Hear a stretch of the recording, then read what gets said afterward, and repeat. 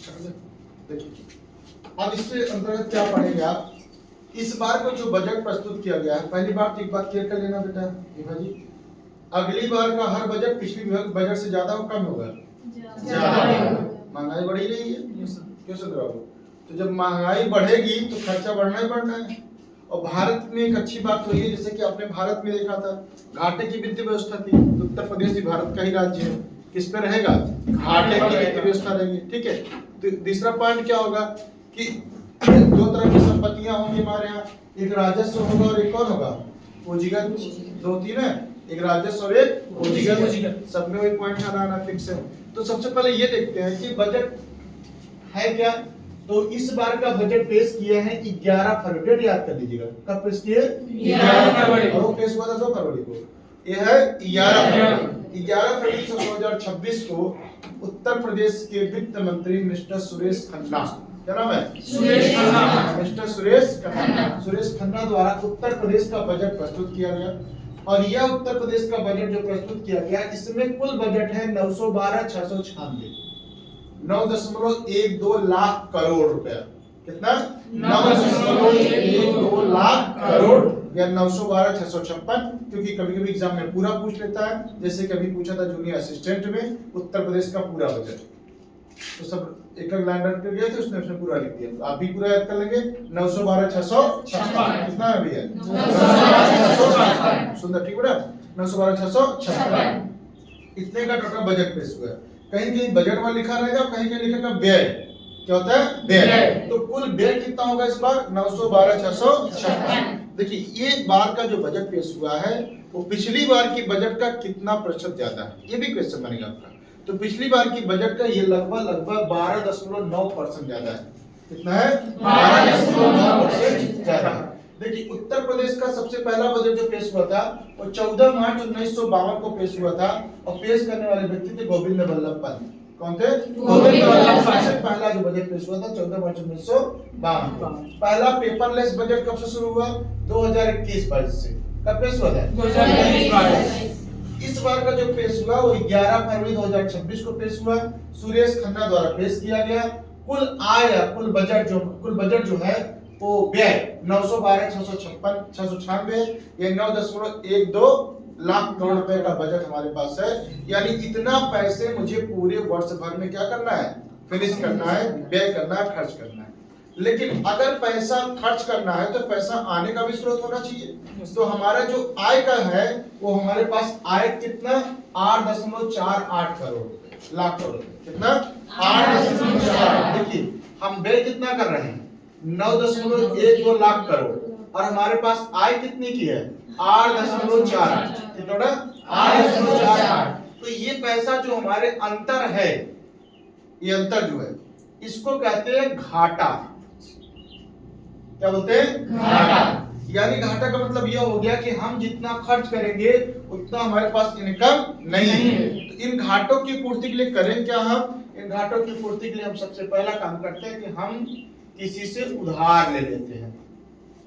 क्या करेंगे, उधार ले लेते हैं। अब जब हम उधार लेंगे तो साल भर अपने आय का अधिकतम पार्ट इसी उधार के टैक्स को पेमेंट करने लगा देते हैं, उधार का ब्याज देने लगा देते हैं हम।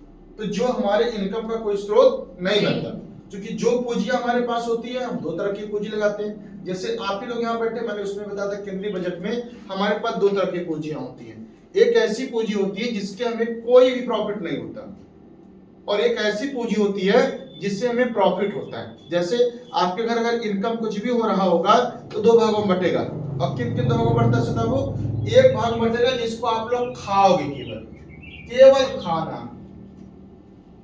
घूमना। ये पैसे कैसे जाएंगे, क्या इनसे आपके आय का कोई स्रोत बनेगा, नहीं। केवल खा लिए, खत्म कहानी। 100 रुपए मिला, 100 रुपए में 50 रुपए आपने चाउमीन खा लिया, तो क्या उस 50 रुपए से कुछ आपको मिला, भविष्य की कोई संभावना है, नहीं है। और अगर मान लीजिए उस 50 रुपए में आपने 20 रुपए अपने दुकान में सामान खरीद कर लगा दिया, तो ये पूंजी होती है जो निर्माण की पूंजी कही जाती है, जिससे भविष्य में फिर से हमारे पास पूंजियां आएंगी। तो हम अपने समझने बात नहीं समझ, इसमें जो ये व्यय है ये 2 भाग में खत्म होता है, एक राजस्व में और एक पूंजीगत में। एक ऐसा बजट प्रस्तुत करते हैं हम जिसमें अपने पूरे के पूरे खर्चे से हमको कोई इनकम का स्रोत नहीं होता। जैसे हमने पेंशन बांट दिया, जैसे हमने सरकारी आदमी की सैलरी बांट दिया, जैसे हमने पैसे योजनाओं में खत्म कर दिया, क्या इनसे सरकार को कोई आय प्राप्त होता है? नहीं प्राप्त होता। सैलरी दे दी, क्या उससे कोई आय प्राप्त हुआ? नहीं प्राप्त हुआ। पेंशन दे रहे, क्या उससे कोई आय प्राप्त हो रहा है? हमने सरकार की स्कीम चला रखा है, योजनाएं, तो योजनाओं के अंतर्गत हमने पैसा दिया, क्या उससे कोई इनको आय प्राप्त हुआ? दूसरा होता है पूंजी निर्माण के क्षेत्र में, जैसे सड़क बना दे, सरकार को आय का स्रोत नहीं बना, क्या नाम है, एनटीपीसी बना दे, आय का स्रोत है नहीं? तो जब सरकार अपने आय का स्रोत बना लेगी कुछ पूंजियों का, अब कुछ पूंजी क्या करती है, वो सिर्फ एक्सपेंसेस करती है। इस अनुसार हमने पूंजी को दो भागों में बांटा है, एक राजस्व पूंजी और एक क्या होता है, पूंजीगत। तो जो हमारे पास आय आएगा, आय वो कहां से आएगा? वो 8.48 लाख का है आय, और खर्चा कितना है? 9.12 लाख, 1-2 लाख करोड़ का। तो जो हमारे पास आय आ रहा है वो राजस्व से ज्यादा आ रहा है, 7.28 लाख करोड़। ये मुख्यतः हम टैक्सों से वसूलते हैं या अन्य तरीके से पैसा वसूलते हैं। ठीक, मैंने बताया था अगर राजस्व का घाटा होने लगता अचानक हम क्या करना शुरू कर देते हैं, चालान काटना शुरू करते हैं, क्योंकि राजस्व का पैसा भरना जरूरी होता है सरकारी कोष में। तो राजस्व का 7.28 लाख करोड़ रुपए हम राजस्व प्राप्त करेंगे, और पूंजीगत 1.19 लाख करोड़ रुपए कर्ज या अन्य वसूली के माध्यम से हम लेते हैं। ठीक है, ये महत्वपूर्ण नहीं है। तो हमारे पास बजट कितने पेश हुआ? 9.12 लाख का करोड़ का, और आय कितनी है? 8.8। तो आप ये देखेंगे तो हमारे पास राजकोषीय घाटा हो रहा नहीं हो रहा है? राजकोषीय घाटा हो रहा है। राजकोषीय घाटा हमारा है कितना? 3%। कितना है? 3%। जो कहेंगे अगर आपका ऑप्शन 2.98% आ जाएगा तो वो भी सही है, नहीं तो हमारा 100% कितना है? 3%। देखो 3% होने का मतलब क्या है आप ये समझ लीजिए। ये टारगेट भी है, कितना परसेंट होना चाहिए किसी राज्य की राजकोषीय घाटा? 3% ही होना चाहिए, उससे एबव नहीं होना चाहिए। जैसे भारत का कितना है राजकोषीय घाटा? 4.3 ना। तो भारत क्या है, भारत भी खतरनाक स्थिति में है। टारगेट उनका भी है कहां तक लाना है? 3%। मैं बताता हूं ना, 3% होने का मतलब किस स्थिति में है? अच्छी स्थिति। तो अब इस 3% होने से हम ये कह सकते हैं कागजी दृष्टिकोण से पूरे भारत के अन्य राज्यों में उत्तर प्रदेश की स्थिति सबसे मजबूत है। यानी यहाँ व्यापार अच्छा हो सकता है, यहाँ बेरोजगारी दर बहुत कम है, यहाँ रोजगार की बहुत सारे अवसर हैं, यहाँ सड़कें नंबर 1 के हैं, सब कुछ यहाँ पे एक है। ये अच्छी स्थिति में एक बताता है कौन सा? 3% कि हमारे यहाँ राजकोषीय घाटा मात्र कितना है? 3%। यानी यहाँ किसी रिस्क की यहाँ बहुत ज्यादा किसी के रिस्क की संभावना नहीं। और आगे समझ में लो राजकोषीय घाटा कितना है? 3%। मजेदार आंकड़े सुनते रहिए, सिर्फ मजेदार आंकड़े हैं और एग्जाम में आएगा पक्का। और सुनिए, यहाँ इस समय आपकी इनकम कितनी है प्रति व्यक्ति आय? यानी आप लोग यहाँ बैठे हुए हैं, आपकी इनकम कितनी है? आप लोग बोलते हैं सर मैं फीस नहीं दे पाऊंगा, मेरे पास पैसा नहीं। सरकार कहती है तुम्हारे पास 1,20,000 पर मंथ है। कितना? 1,20,000। यानी सरकार कहती है कि अभी तक तो 2024-25 में केवल 1,09,000 रुपए था, 11,000 बढ़ गया है तुम लोग सैलरी, और बोल रहे हो कि पैसा नहीं सर फीस पेमेंट नहीं कर पाएंगे। ये कह रहा है 1 लाख कितना है? 20,000। कितना कमा रहे हो पर मंथ? 1,20,000। और कह रहे पैसा नहीं है 600 रुपए फीस देने का। बताइए, सरकार तुमको 1,20,000 पर मंथ दे रही, प्रति व्यक्ति आय कितना है? 1,20,000। कितना कमा रही है? 1,20,000। तो बता दो मेरी सैलरी कितनी है? 1,20,000 आपकी पर मंथ हर व्यक्ति की इस प्रति व्यक्ति आय है। और सुनिए, जीडीपी में हमारी क्या भूमिका है? जीडीपी में भारत सरकार की जो केंद्र की जीडीपी है उसमें 9.1% भूमिका है भारतीय अर्थव्यवस्था में। कितनी भूमिका? 9.1%। अकेले उत्तर प्रदेश सरकार की भूमिका है भारत की अर्थव्यवस्था में। इसमें भारत की, और जीएसडीपी में इसकी भूमिका 13.4% है। कितना है? 13.4%। यानी ये आंकड़े बताते हैं कि हम केरल को भी पछाड़ सकते हैं, किसी को भी पछाड़ सकते हैं। आंकड़े प्रदर्शित कर रहे हैं कि जिसका देश के विकास में 9.1% भूमिका हो, किसका? उत्तर प्रदेश का 9.1% है देश के विकास को। यानी भारत की अर्थव्यवस्था में इसकी कितनी भूमिका है? 9.1%। और जीएसडीपी में कितना है? 13.4%। कितना बड़ा? 13.4%। किसमें? जीएसडीपी में। और आंकड़े सुनिए मजेदार, बेरोजगारी दर हमारे यहाँ कितनी है? बेरोजगार हमारे यहाँ कितने लोग हैं पता है आपको? 100 में केवल 2 लोग। आंकड़े बताते हैं बेरोजगार कितने हैं? 100 बोलिए। 100 में केवल 2 लोग, यानी 2.24% हमारे यहाँ बेरोजगारी है बस। मात्र 2.24%। और बताएं, हम गरीबी बहुआयामी से सबसे तेज निकलने वाले देश हैं, राज्य। जितने राज्य हैं उसमें गरीबी बहुआयामी, देखिए दो होता, एक होता गरीबी जिसमें सिर्फ 3 चीज देखेंगे, क्या क्या, रोटी कपड़ा मकान। जब 2 चीज में और जोड़ेंगे, क्या क्या, स्वास्थ्य और शिक्षा। अब एक चीज और जोड़ देंगे, जीवन स्तर, बहुआयामी आ जाएगा। क्या जाएगा, बहुआयामी। उत्तर प्रदेश सबसे तेज निकलने वाला है। जितने भी राज्य हैं 28 राज्यों में उत्तर प्रदेश बहुआयामी में बहुत तेज विकास किया है, यानी यहाँ के लोगों का इनकम बहुत तेजी के साथ बढ़ा है और लोगों ने अपने जीवन स्तर में सुधार भी कर लिया। ऐसा नहीं सिर्फ इनकम में बढ़ा है, इनके जीवन स्तर में क्या हो गया, सुधार भी हो गया। अब इसके लिए सरकार क्या क्या कर रही है, ये देखिए, आंकड़े देखते रहिए, मजेदार। तो कितने लोग गरीब हैं बाबू, 2.24, यानी इसमें आप लोग गरीब नहीं, मतलब बेरोजगार आप नहीं। गरीबी उन्मूलन में देखिए क्या हुआ, 6 करोड़ लोग को हमने गरीबी से बाहर निकाला एक साल में। कितने लोग को, 6 करोड़ लोग। अभी तो जो बीपीएल कार्ड लेके चल रहे थे, अब वो लोग गरीब नहीं रह गए, वो लोग राशन नहीं लेते।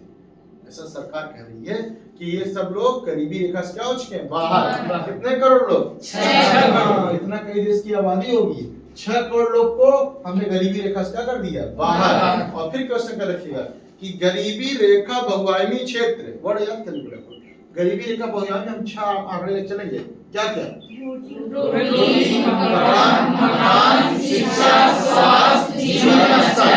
जीवन स्तर समझे बेटा मतलब क्या होता है, जीवन स्तर मतलब ये होता है जैसे आपकी इनकम कल 15 रुपए थी तो आप दाल रोटी खा रही थी, आज अब इनकम 50 हो गया तो आप खाने पनीर बढ़ा दो। कल आप साइकिल चल रहे थे, अब आप 2 व्हीलर ले लो। तो मतलब जीवन के स्तर में सुधार होना चाहिए। ये नहीं कि कल आप 50 रुपए कमा रहे थे तो पनीर खा रहे थे, आज 100 रुपए कमा लिए तो आप दाल चावल खाना शुरू कर दो। अब जब 150 रुपए हो गया क्या यार नमक तेल रोटी चलेगा। तो ये जीवन स्तर में सुधार नहीं है, क्या है, डिमोशन है। तो जीवन स्तर में क्या होना चाहिए, सुधार होना चाहिए। जब चीज सुधार आ रहे हैं, कोई दिक्कत किसी को। तो बेटा गरीबी उन्मूलन हमने कितना बार किया है, 6। और सुनिए एक नया आंकड़े, एकदम बेहतरीन आंकड़ा, सतत विकास लक्ष्य एसडीजी, जिसमें कुल 7 पैमाने हैं। कितने पैमाने हैं, 7 पैमाने। उसमें उत्तर प्रदेश 18वें स्थान पे आ गया है। इसका अर्थ यह होता है कि उत्तर प्रदेश ने हर क्षेत्र में विकास किया है।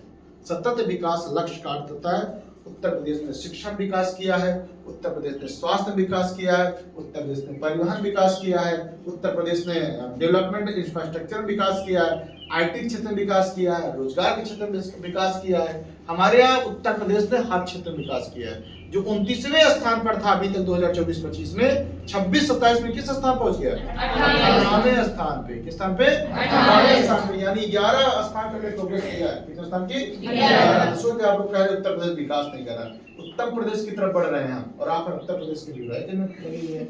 उसके बाद अगला देखिए, अच्छा एसडीजी कितने पैमाने होते हैं, 7। अगला होता है, अब देखिए इसमें हमने किस पर विशेष रूप से बात किया। चलो पहले मैं आपकी बात कर लेता हूँ, आप तो युवा लोग हैं, फिर उसके बाद महिलाओं के बारे में बात कर लेंगे, ठीक। तो पहले युवा देख लीजिए, चूंकि आप युवा नहीं हो, तो पहले अपने बारे में सोचिए, आपके बारे में सरकार ने क्या क्या कहा है। आपके बारे में सरकार ने कहा कि अभी नई योजना चलाएंगे, और उस योजना का नाम है मुख्यमंत्री युवा उद्यमी विकास अभियान। क्या नाम है, मुख्यमंत्री युवा उद्यमी विकास अभियान। क्या नया जी, इसके अंतर्गत प्रत्येक व्यक्ति को 5 लाख रुपए का लोन सरकार देगी।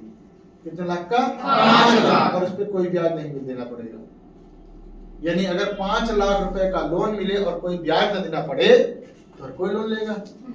सरकार की मंशा ये है कि लोन बांट करके लोगों को किसकी तरफ, आत्मनिर्भरता का बढ़ा रहा है। किस तरफ, आत्मनिर्भरता। मतलब ये करना कि नौकर मत बनो, नौकरी दो। सरकार की मंशा है कि आप सब लोग व्यापार करना शुरू करो और क्या करो, नौकरी दो। तो कितना देगा ये, 5 लाख रुपए हमारे व्यक्ति। कितना उड़ा, 5 लाख। और दूसरा सुनिए, लक्ष्य क्या है, 1 लाख नए सूक्ष्म उद्योग स्थापित करना है 1 वर्ष के अंदर।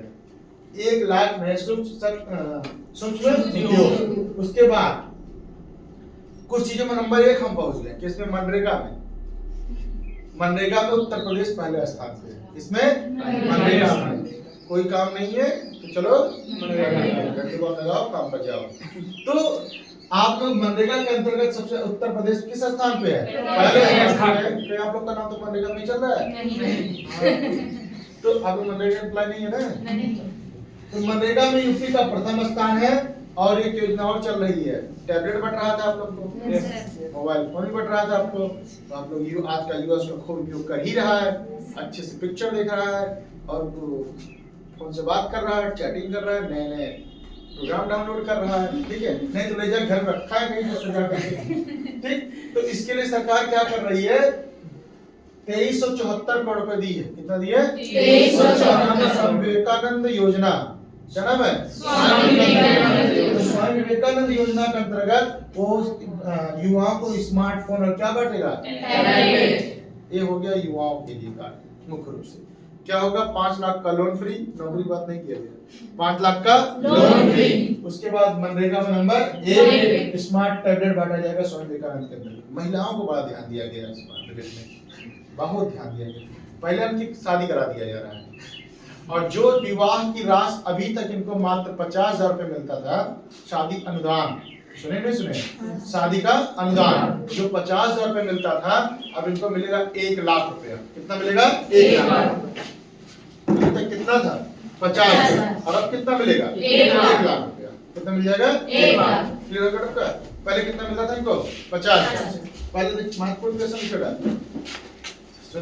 ये एग्जाम में क्वेश्चन बनेगा भाई सुंदर बाबू, यही क्वेश्चन आनंद भैया बनना फिक्स है। यही क्वेश्चन पिछली बार पूछा था, किसी में कन्या सुमंगलम पैसा साथ बढ़ाया गया तो उसका पूछा था, इस बार इसमें बढ़ा दिया गया। विवाह की अनुदान राशि जो पहले 51,000 थी, अब कितना कर दिया गया? 1 लाख। यानी सरकार ये चाह रही शादी हम करवा देंगे, टेंशन क्यों? अब वो एक समाज का दायित्व खत्म कर रही है, शादी का टेंशन खुद दे रही है। जो 51,000 में तो कितना दे रही है? 1 लाख। दूसरा सुनिए इसमें क्या किया, कन्या सुमंगला योजना में इसने बहुत सारा पैसा देने की बात की है। इसमें कन्या सुमंगला योजना, उसके बाद निराश्रित महिला पेंशन, ऐसे महिलाओं को जिनका कोई आश्रय नहीं है, उनके लिए उसने कितना बजट पेश किया? 3500 करोड़। कितना बड़ा? 3500 करोड़। और ये गुड न्यूज है, जो लड़कियां स्कूल जाती हैं, जो कॉलेज में पढ़ रही हैं, ठीक, उनको मिलेगा स्कूटी सरकार की तरफ से, ठीक है, मिलेगा। अब इस बार से इस बजट में पेश कर दिया गया है, तो 27 लगते लगते सभी लड़कियां जो ग्रेजुएशन कर रही हैं, जो पीजी कर रही हैं, ऐसी लड़कियां और ऐसी लड़कियां जो सरकारी नौकरी कर रही हैं, सभी लड़कियों को सरकार की तरफ से एक स्कूटी दिया जाएगा। और इस योजना का नाम है कामकाजी स्कूली महिलाओं को स्कूटर योजना के अंतर्गत स्कूटी प्रदान किया जाएगा। 400 करोड़ रुपया पेश किया गया इसमें। कितना? 400 करोड़। तो महिलाओं को क्या दिया जाएगा? बॉयज क्या मिलेगा? अगला देखिए, लड़कियों की सुरक्षा बढ़ा दी गई है। क्या लड़कियों की सुरक्षा बढ़ी है? एंटी रोमियो की संख्या बढ़ाई जा रही है। यानी सरकार मानती है कि छेड़खानी सिर्फ लड़के करते हैं, लड़कियां नहीं करती। तो लड़कियों के साथ छेड़खानी हो रहा है, इसके बचने के लिए एंटी रोमियो की स्थापना किया गया। किसकी? एंटी रोमियो की संख्या बढ़ाया गया है। प्रत्येक स्कूल के सामने चौराहे पर सीसीटीवी कैमरा लगाया जाएगा। अब जा चाउमीन खाए। तो एंटी रोमियो की संख्या बढ़ाई जा रही है और किसकी? CCTV camera. तो आपने देखा कि महिला के क्या क्या किया? विवाह अनुदान की राशि 51 लाख कितना कर दिया? 1 लाख। शादी आसान हो गया ना? Yes sir. अब आप लोग शादी कर लो तुरंत। उसके बाद कन्या सुमंगला योजना के अंतर्गत राशि दिया गया है कितना?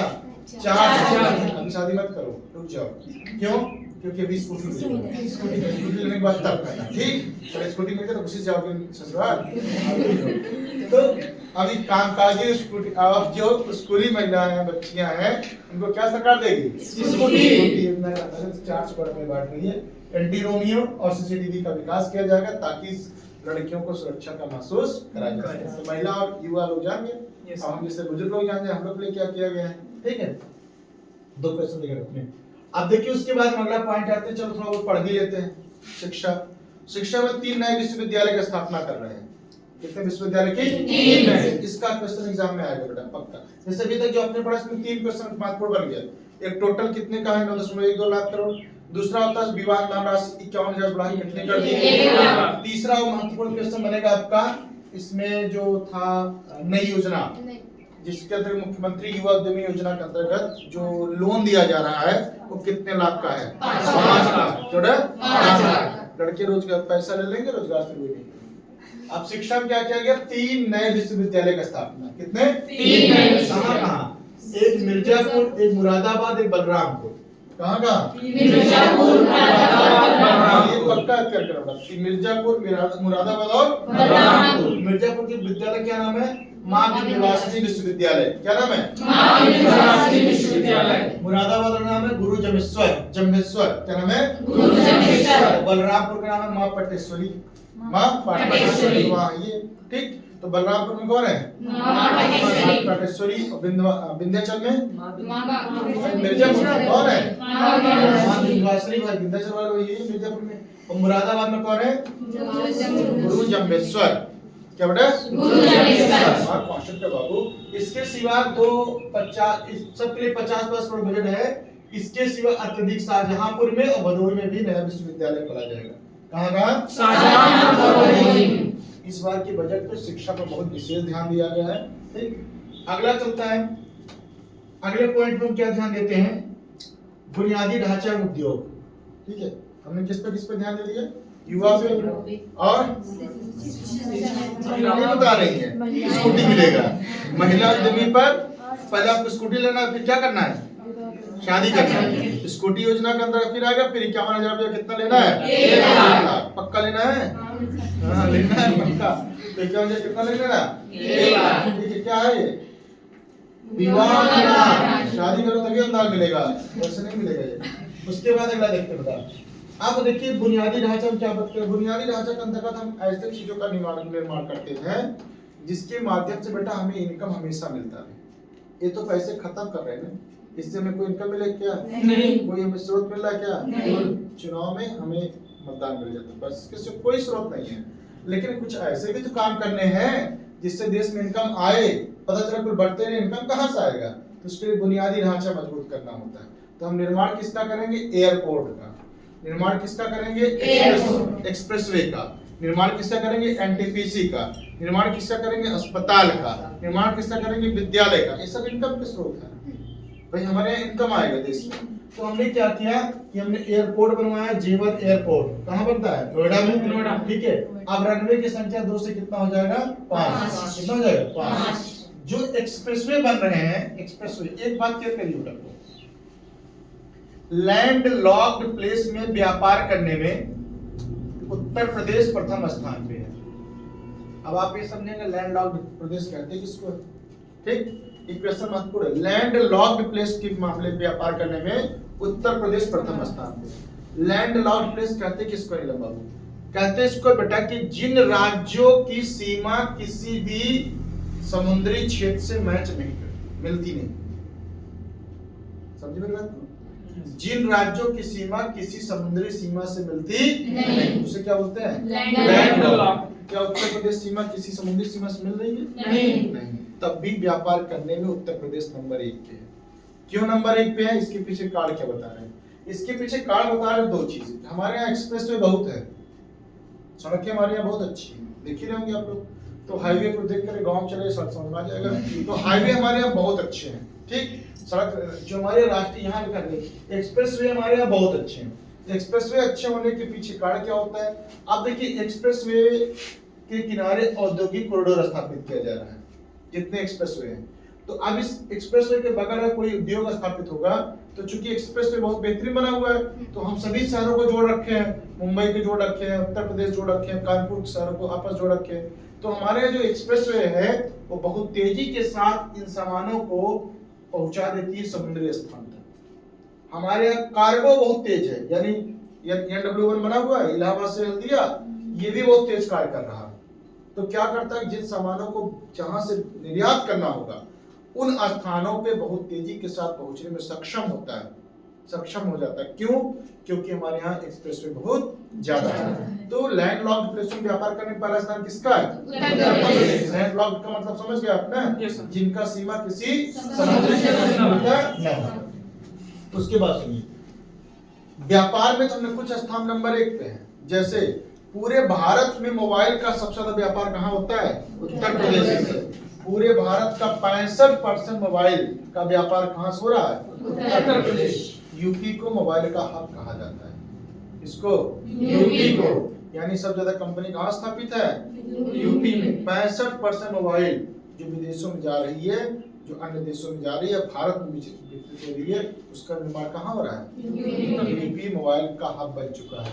उसके बाद क्या है? निर्यात में लैंड ऑफ में पहला स्थान होगा। क्लियर हो गया आपका? अच्छा, हम एक औद्योगिक विस्तार भी कर रहे हैं, किसके बगल? एक्सप्रेसवे के बगल। एक्सप्रेसवे के बगल। चलिए, किसानों के बारे में हमने क्या सोचा है? किसानों में बहुत कुछ सोचा है इस बार। इस बजट में किसानों के बारे में अच्छा खासा सोचा गया है। अच्छा खासा ये सोचा गया है, एक महत्वपूर्ण क्वेश्चन है, इसको अंडरलाइन कर ले। दिमाग मंडलन कर रहे नहीं कर रहे? हाँ, दिमाग को टिक टिक करिए, अंडरलाइन करो, अंडरलाइन कर लेना। हो गया? अब दिमाग को अंडरलाइन करिए। किसानों के गन्ना को कितना रुपया बढ़ाया गया है?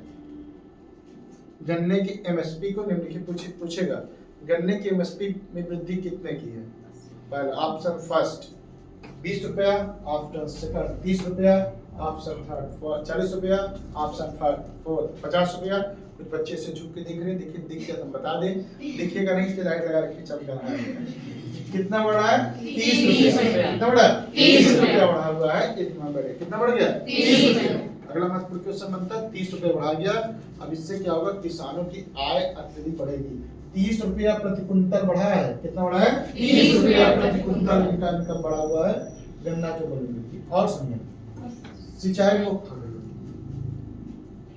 अभी तक एक गाना आता ना, फ्री में दवाई होगी, फ्री में पढ़ाई, गांव गांव रोड चक्रोड़ बन जाएगी। गाना उठाया था अखिलेश भैया की सरकार ने। ठीक, अभी एक चीज और मुक्त कर रहे, फ्री में सिंचाई होगी। इन्होंने क्या कहा कि जो गांव में निजी नलकूप है, जैसे जो लोग अपना नल लगा सिंचाई के नलकूप लगा रखे ना, बिजली विभाग वाले पहुंचे रहते हैं, रोज बिजली दो, सरकार कहती है बिजली मुक्त है उनके लिए, नलकूपों की सिंचाई के लिए। कब से? 1 अप्रैल 2023 के बाद से सारी नलकूप जो निजी नलकूप हैं उनको बिजली क्या है? कब से? 1 अप्रैल 2023 से। अब इसका फायदा उठाइए, बिजली बिल में जमा करिए, इसका पुराना है। तो सिंचाई 1 अप्रैल 2023 से जितने निजी नलकूप है सबके बिजली क्या हो गई? अच्छा, क्या इससे सरकार के ऊपर बोझ बढ़ रहा नहीं बढ़ रहा है? मैंने बताया था कि एक कार्ड ये भी एक सरकार के ऊपर अर्थव्यवस्था, जब अर्थशास्त्र पढ़ाए थे तो मैंने बताया था भारत की अर्थव्यवस्था घाटे की अर्थव्यवस्था क्यों होती है। जो हमने उसमें आर्थिक समीक्षा पेश किया था तो मैंने उसमें एक कार्ड लिखा था, आपको बताया था कि लोभ लुभावने अवसर। कोई सरकार आती है अपने अनुसार लोभ लुभावने ऑफर देना शुरू कर देती है। तो जब लोग लुभावने अवसर, जैसे बिहार सरकार ने 10,000 रुपए हर महिलाओं के अकाउंट में दे दिए, अब इसका राजस्व नुकसान कौन सहेगा? राज्य सरकार। उस 10,000 से डेवलपमेंट हो नहीं हो सकता था। अब उन्होंने बिजली मुक्त कर दिया। अगला है सोलर पंप। क्या रहेगा? Solar pump. सोलर पंप लगवाने के लिए 637 करोड़ रुपए दिया है। कितना दिया? 637 करोड़। अच्छा देखिए, यहाँ पर भी लोगों ने बहुत अत्यधिक भुगतान भी किया हुआ। तो मुख्य रूप से जान लीजिए, किसान के कल्याण के लिए क्या किया गया? गन्ना में कितनी वृद्धि? 30 प्रति कुंतल। और सिंचाई कब से मुक्त कर दी गई है? 1 अप्रैल 2023। अगला पॉइंट आते हैं पर्यटन। ये भी हमारे इनकम का स्रोत है, एक्सपेंस का स्रोत है। उत्तर प्रदेश इस समय सबसे ज्यादा पैसा कमा रहा है, किससे? पर्यटन से। पर्यटन के क्षेत्र में उत्तर प्रदेश नंबर 1 चल रहा है। क्यों चल रहा है? क्योंकि उन्होंने राम मंदिर बनवा दिया। तो सब लोग क्या देखने आ रहे हैं? राम मंदिर। चलो भैया, राम मंदिर को देख करके आते हैं। काशी विश्वनाथ है ये, ठीक। उसके बाद क्या नाम है कि अयोध्या का वृंदावन तो है ही है। तो ये क्या होता है? क्या होता है? आगरा का ताजमहल है ये है। तो इलाहाबाद का किला है ये। ऐसे बहुत सारे पर्यटक स्थल हैं जो उत्तर प्रदेश में हैं। तो पर्यटक के क्षेत्र में इनकम करने वाले में उत्तर प्रदेश प्रथम स्थान पे है।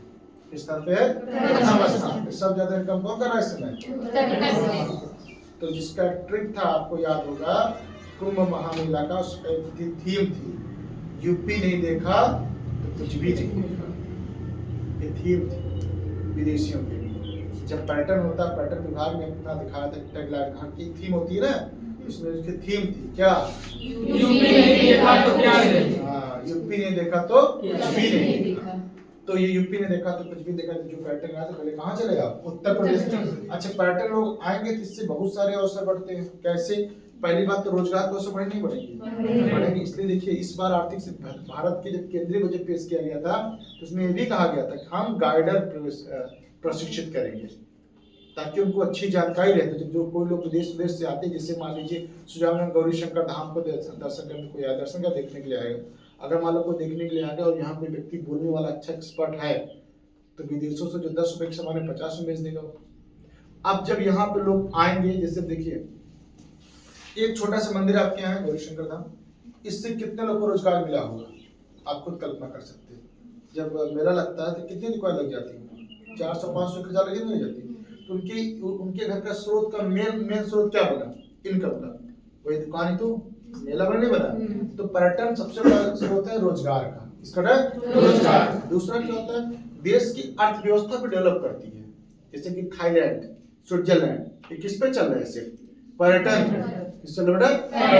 तो उत्तर प्रदेश भी इसी पे चलना चाह रहा है कि पर्यटन के दृष्टिकोण से इनकम का अच्छा स्रोत बन जाता है, आय का अच्छा स्रोत। तो आय का अच्छा स्रोत बन गया है। तो उसके बाद हम बताते हैं कि देखिए पर्यटन में उत्तर प्रदेश का प्रथम स्थान आया। कौन है प्रथम स्थान? पर्यटन नीति 2022 के अंतर्गत 12 नए पर्यटन सर्किट बनाए जाएंगे। कितने? 12। महत्वपूर्ण क्वेश्चन है, 12 नए पर्यटन सर्किट बनाए जाएंगे। देखिए अयोध्या, नैमिषारण्य, ब्रज, इसी 3 विशेष ध्यान दिया जा रहा है। अयोध्या, नैमिषारण्य, चित्रकूट और ब्रज, इस पर विशेष ध्यान दिया जा रहा है कि इनको पर्यटन स्थल बनाएंगे तो लोग देखने बहुत आएंगे। तो 2 कॉरिडोर बन रहा है, एक विंध्यवासिनी बनारस, कौन? विंध्यवासिनी और बनारस कॉरिडोर बनाया जा रहा है, चारों तरफ घेर कर बनवाया जाएगा, इसको पर्यटन स्थल बनाया जा रहा है। कुकरेल नाइट सफारी कहाँ स्थित है? लखनऊ। तो कुकरेल नाइट सफारी लखनऊ में स्थित है, इसकी भी पुनरुद्धार किया जा रहा है, जिसमें 260 करोड़ रुपए लगा जा रहा है। 260। इसका क्वेश्चन क्या बनेगा, पर्यटन में पहला स्थान किसका है? उत्तर प्रदेश। उसके बाद अगला पॉइंट देखते हैं, अन्य योजनाएं कुछ चलाई गई। देखिए हमने किस पर बड़ा ध्यान दे दिया, किसान पर, युवा पर, महिलाओं पर, शिक्षा पर, बुनियादी ढांचा पर और पर्यटन पर, इतना हो चुका है।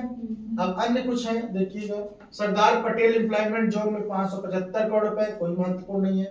हाँ, अभी तक हम चलते थे OD, one district one number. अब कुछ नया चल रहा है, एक जिला एक व्यंजन, अब नया ला रहे हैं। हाँ, अभी एक जिला एक उत्पाद था ना, अब एक जिला एक व्यंजन, मतलब खाने वाला आइटम हर जिले का।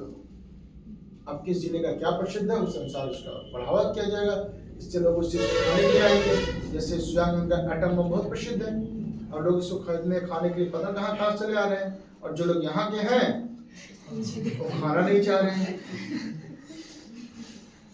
कहते हैं कि बेकार को एकदम।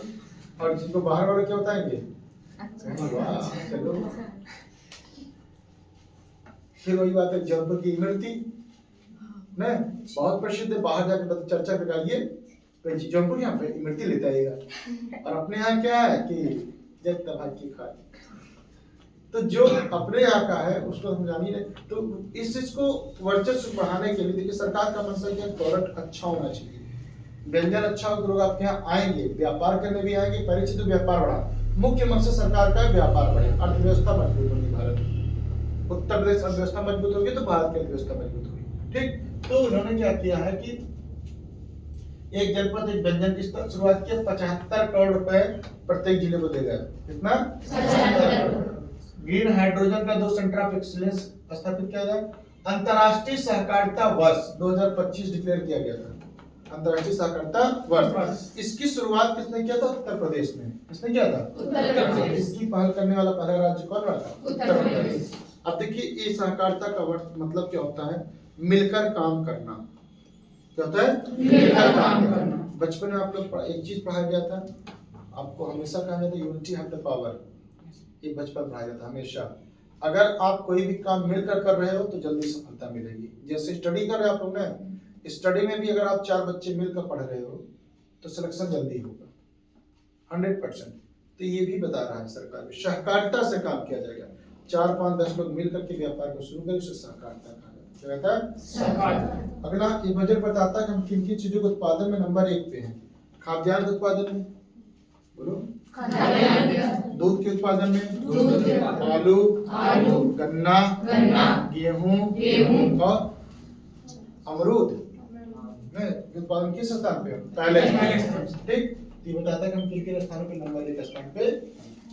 अन्य मामला देखा जाए तो क्या क्या है हमारे यहाँ, आय का प्रमुख स्रोत क्या है, सबसे ज्यादा इनकम हम पाएंगे कहाँ से? जो टैक्स वसूलेंगे उससे सबसे ज्यादा पैसा पाएंगे। किससे? टैक्स से। जीएसटी से सबसे ज्यादा पैसा हमारे यहाँ आएगा 39%। जो हमारे 8 कुछ पैसा कमा रहे लाख करोड़ है, उसमें से सारा पैसा कहाँ से आएगा? टैक्स। यस जीएसटी से। फिर दूसरा पैसा कहाँ आएगा? जो केंद्र सरकार टैक्स वसूलती है उसको जो मुझे देती है उस पर हो गया। ये टैक्स हम किससे वसूलने पता बेटा आपको? अगर हम जैसे कि सड़क न बनवाएं तो टोल टैक्स नहीं मिलेगा, तो हमको इनकम का सोर्स खत्म हो जाएगा। तो सरकार ऐसी चीजों पैसा एक्सपेंसेस करना चाहती है जिससे इसका इनकम होता है। राजस्व में 6.6 लाख करोड़, कोई महत्वपूर्ण नहीं। पूछ गया 204 कोई महत्वपूर्ण नहीं। अच्छा, आर्थिक समीक्षा इस बार क्या हुआ कि यूपी ने पहली बार अपनी आर्थिक समीक्षा पेश की है। अभी केवल केंद्र सरकार आर्थिक समीक्षा पेश करती थी। बजट एक तरीके का आने वाले वर्षों की रूपरेखा होती है। हम एक कल्पना करते हैं कि आने वाले वर्ष कैसे रहेंगे, कहाँ कहाँ पैसा खत्म करना है। आर्थिक समीक्षा में ये बताती है कि हमने जो पिछले वर्ष एक्सपेंसेस किए थे उसमें हमको कितना प्रॉफिट कितना लॉस मिला है। ये आर्थिक समीक्षा होती है। समीक्षा का मतलब केंद्र में पढ़ाया था आपको कि हमने ये देखा था कि हमारी सरकार की मुख्य समस्या क्या है, हम आर्थिक रूप से मजबूत क्यों नहीं हो पा रहे, क्या क्या दिक्कतें हमारे सामने आ रही है। तो इस बार उत्तर प्रदेश सरकार ने भी अपनी आर्थिक समीक्षा पेश की है और ऐसा पेश करने वाला भारत का पहला राज्य कौन बन गया? उत्तर प्रदेश। आर्थिक समीक्षा पेश करने वाला कौन बना? उत्तर प्रदेश। अगला क्या है? 2.24-25 में जीएसटी 3.25 लाख थी। अब इस समय राष्ट्रीय अर्थव्यवस्था हमारी भूमिका कितनी है? 9.1%। कितना? 9.1%। क्लियर हो गया? तो आपको उत्तर प्रदेश का बजट आपका पूरा का पूरा समाप्त हुआ। और केंद्र का बजट, केंद्र की आर्थिक समीक्षा, राज्य का बजट, राज्य की आर्थिक समीक्षा, ये 4 चैप्टर प्लस भारतीय अर्थव्यवस्था का जो 3 वीडियो आप लोग को पढ़ा गया है, 3 कुल मिलाकर के 7 वीडियो आपके सामने रहेंगे। और सातों को अगर आप 1 दिन या 2 दिन बैठकर देख लेंगे आप लोग, तो पूरा का पूरा अर्थव्यवस्था आपका क्लियर हो जाएगा। फिर चाहे जहां से कोई प्रश्न पूछेगा तो आप 100% सॉल्व कर सकते हो। करंट के साथ आप उसको पढ़ लेंगे। ठीक, तो प्रयास करिएगा। आज यूपी स्पेशल पढ़ाया जा चुका है यूपी बजट, तो कल आप प्रयास करिएगा इसके जितने भी क्वेश्चन बन सकते हो सारे क्वेश्चन का उसको सॉल्व करिए। ठीक है, धन्यवाद।